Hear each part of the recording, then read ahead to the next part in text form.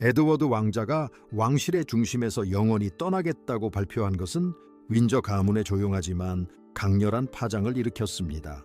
이는 대서양 건너편에 있는 형제의 요란하고 폭발적인 퇴장이나 그림자 속에서 스캔들로 몰락하는 형제의 경우와는 다릅니다. 60년 동안 연기처럼 느껴지지 않는 삶의 리듬을 찾으려 애써온 한 사람의 조용하고 정밀한 삶의 마무리입니다. 엘리자베스 2세 여왕의 막내 아들은 언제나 왕실에서 가장 복잡한 역설의 존재였습니다. 예술가가 되고 싶었지만 군인이 되어야만 했던 왕자였으니까요. 15년 동안 그는 궁궐 안에서 의무를 다하는 사람으로 살아왔지만 최근 베그샷 공원으로 은둔한 것은 1987년부터 알고 있던 진실에 최종적으로 굴복한 듯한 모습입니다. 그는 왕관에서 도망치려는 것이 아닙니다. 단지 왕관이라는 가면을 쓰는 것에 지쳤을 뿐입니다. 그의 이러한 결정에는 권력의 중심이 세상에서 가장 고립된 곳일 수 있다는 사실을 깨달은 한 인간의 마음이 깔려 있습니다. 왕자가 자신이 자란 바로 그 방들을 떠난 이유를 이해하려면 1987년 1월 림프스톤의 차갑고 진흙투성이었던 그때로 돌아가 봐야 합니다. 22살의 에드워드는 영국 해병대의 명예로운 그린 베레모를 따내기 위해 세계에서 가장 혹독한 군사훈련을 받고 있었습니다. 그의 아버지 필립 공은 부대 사령관이었고 그의 형들은 해군 사령관이자 전쟁 영웅들이었습니다. 가문의 유산이 지닌 무게는 그의 등에 맨 배낭이나 손에 든 소총보다 더 무거운 육체적 짐이었습니다. 1년짜리 장교 훈련 과정 중 4개월 만에 막내 왕자는 상상도 할 수 없는 일을 저질렀습니다. 바로 제복을 반납한 것입니다. 왕실은 이를 많은 고심과 깊은 유감에 따른 결정이라고 설명했지만 진실은 훨씬 더 가슴 아팠습니다. 윈저 가문의 남성이 왕실의 근간을 이루는 군사 전통을 공개적으로 거부한 것은 이번이 처음이었습니다. 대중은 그가 군 생활에 적합하지 않다고 여겼지만 에드워드는 마치 감옥살이 같은 삶 속에서 죽음을 거부하는 사람이었습니다. 사이먼 샌드링검에서 열린 주말 회담 이후에 이루어졌는데 궁정 사람들은 그 회담을 여전히 조심스러운 어조로 어려운 대화였다고 회상합니다. 에드워드는 어머니, 아버지, 형제, 자매들 앞에 서서 더 이상 혈통을 만족시키기 위해 거짓된 삶을 살 수 없다고 설명했습니다. 필립 공은 이 결정을 자신의 군인으로서의 정체성과 총사령관 직함에 대한 개인적인 모욕으로 여겨 격분했다고 전해집니다. 그러나 에드워드는 자신의 입장을 고수하며 변경의 엄격한 확실성보다는 예술의 불확실성을 택했습니다. 그 결정의 여파는 그의 이후 20년을 어떤 선택을 하든 비웃음만 받는 어쩔 수 없는 상황으로 만들었습니다. 그는 소총을 내려놓고 무대 스태프 조합원 자격증을 따서 앤드류 로이드 웨버의 극단에서 잠시 일하다가 1993년에 자신의 극단인 아던트 프로덕션을 설립했습니다. 그의 명함에는 에드워드 윈저 공동경영 이사라고 적혀 있었는데 이 사소한 디테일은 그가 왕족 혈통이 아닌 재무제표로 평가받고 싶어 하는 간절한 소망을 드러냈습니다. 그는 명목상의 인물이 아닌 진정한 창작자가 되고 싶어 했습니다. 하지만 할리우드와 영국 TV 업계는 에드워드 윈저에게는 관심이 없었고 오직 왕자에게만 관심이 있었습니다. 아던트 프로덕션은 업계에서 허영심에서 비롯된 프로젝트라는 비난을 받으며 조롱거리가 되었고 업계는 그의 성공을 눈여겨보았습니다. 그의 가족 역시 마찬가지로 회의적이었습니다. 필립 공은 에드워드에게 왜 TV 관계자들이 알아서 하도록 내버려 두지 않고 그냥 나타나서 출연료를 받지 않느냐고 물었다고 합니다. 왕자는 자신을 어리석다고 생각하는 가족과 가짜라고 생각하는 대중 사이에서 옴짝달싹 못하는 상황에 놓였습니다. 재정적인 현실은 그에게 엄청난 부담이었고 결국 아던트는 60만 파운드가 넘는 빚을 지게 되었다.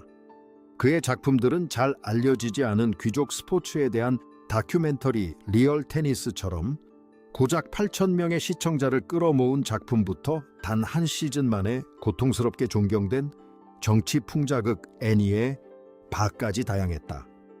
그는 프로듀서인 척했지만 궁궐에서 태어난 사람에게는 게임의 규칙이 다르다는 것을 몰랐다. 그는 명성이라는 벽돌로 독립이라는 요새를 쌓으려 애썼다. 그의 언론계 경력이 산산조각 난 것은 2001년 그의 회사 촬영팀이 세인트 앤드루스 대학교에 재학 중이던 윌리엄 왕자 주변을 몰래 촬영하다 발각된 사건 때문이었다. 왕실과 언론이 어린 왕자를 방해하지 않기로 한 합의는 윌리엄의 삼촌인 찰스 왕세자에 의해 깨졌다. 찰스 왕세자는 궁궐 복도에 울려 퍼질 정도로 격분하며 동생에게 온갖 모욕적인 말을 퍼부었고, 이는 두 사람 사이에 돌이킬 수 없는 균열을 가져왔다. 바로 그 순간 에드워드는 자신이 결코 진정한 의미의 사업가로만 살아갈 수 없다는 것을 깨달았다. 궁궐 내부의 역학관계는 어린 시절 에드워드에게 가혹했습니다. 그는 늘 목소리가 크고 활발한 형 앤드류에게 가려져 있었습니다.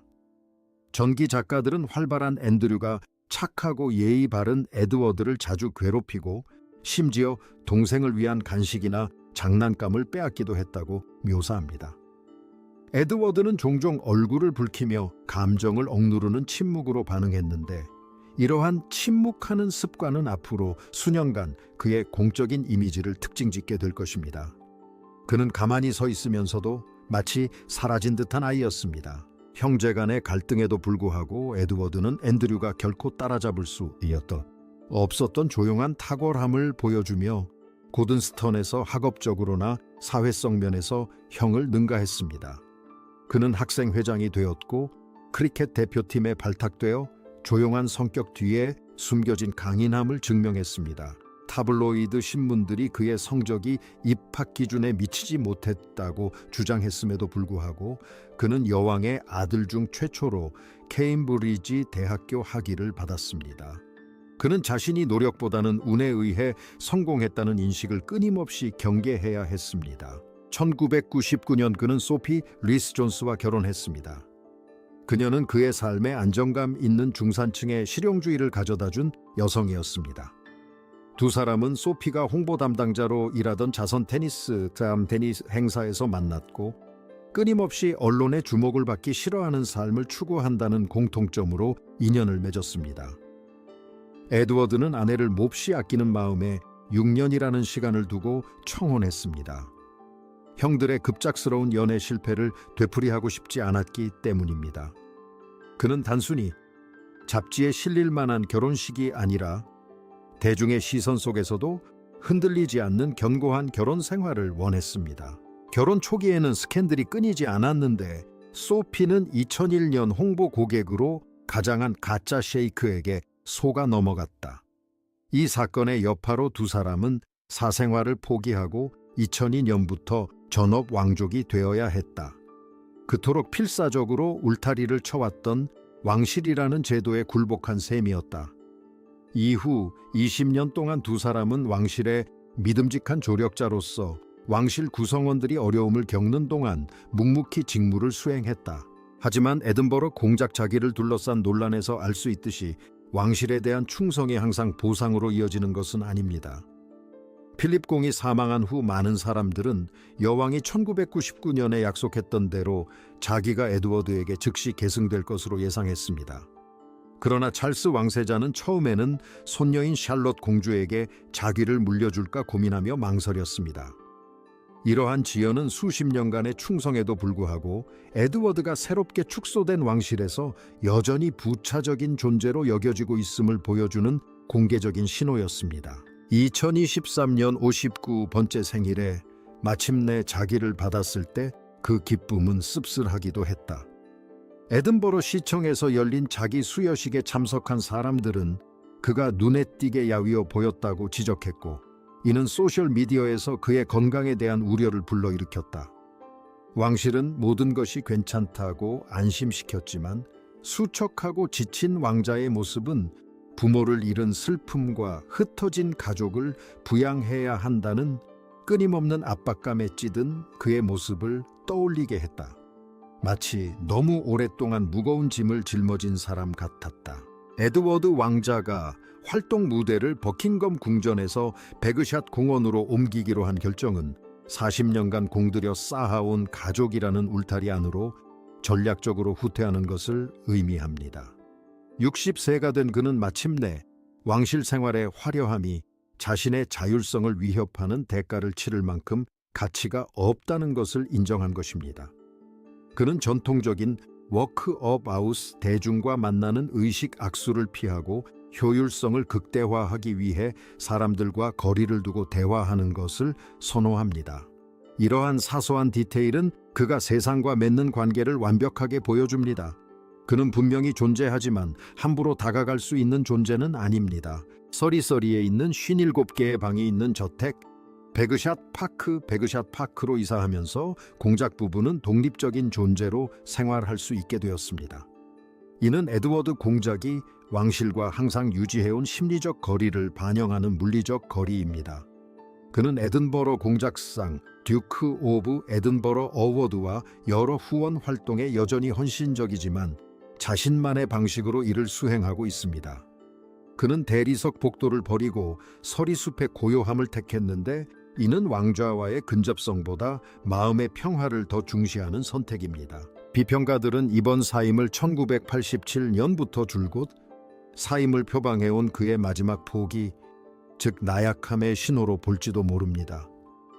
하지만 그의 행보를 지켜봐 온 사람들에게는 오히려 용기 있는 행동으로 보입니다. 전 세계의 관심이 집중되는 곳이 자신이 있어야 할 곳이 아니라는 것을 인정하는 데에는 특별한 종류의 강인함이 필요합니다. 그는 형의 괴롭힘과 아버지의 실망을 견뎌낸 왕자였지만 결국 자신에게 가장 중요한 인정은 자기 자신의 인정이라는 것을 깨달았습니다.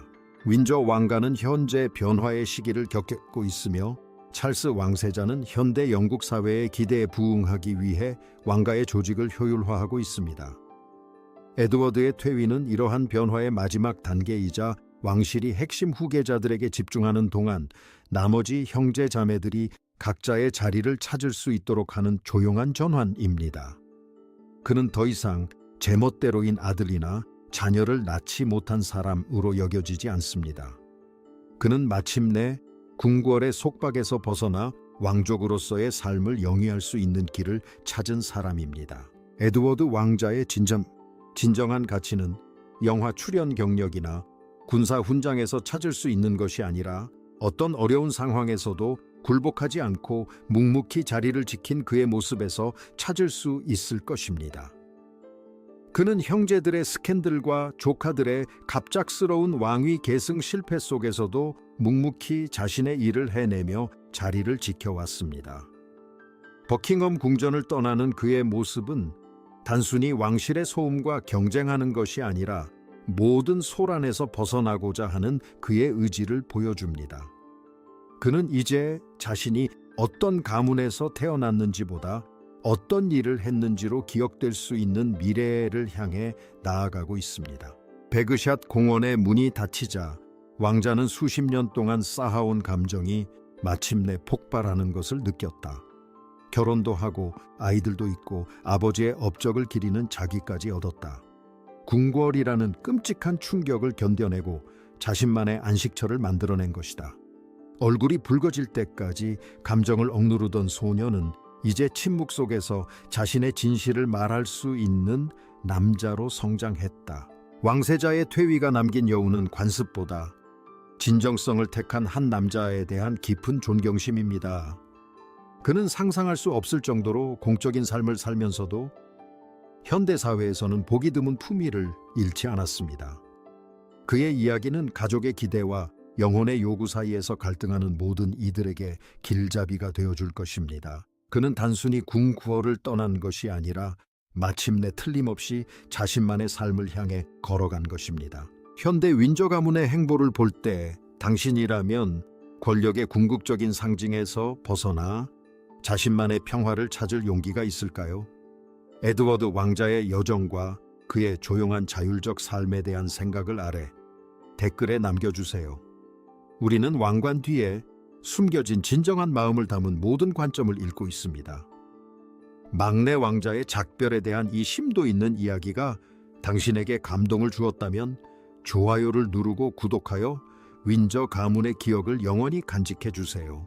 에드워드 왕자는 더 이상 프로듀서 흉내를 내던 왕자가 아닙니다.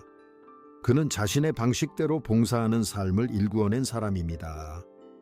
그는 왕실이라는 감옥에서 살아남았고 자신의 운명을 스스로 개척했으며 궁궐 안에서도 자유만이 진정으로 가치 있는 왕관이라는 사실을 일깨워주는 존재입니다. 이제 그는 카메라에서 멀리 떨어진 고향으로 돌아왔고 60년 만에 처음으로 자신이 진정으로 원하는 곳에 있습니다.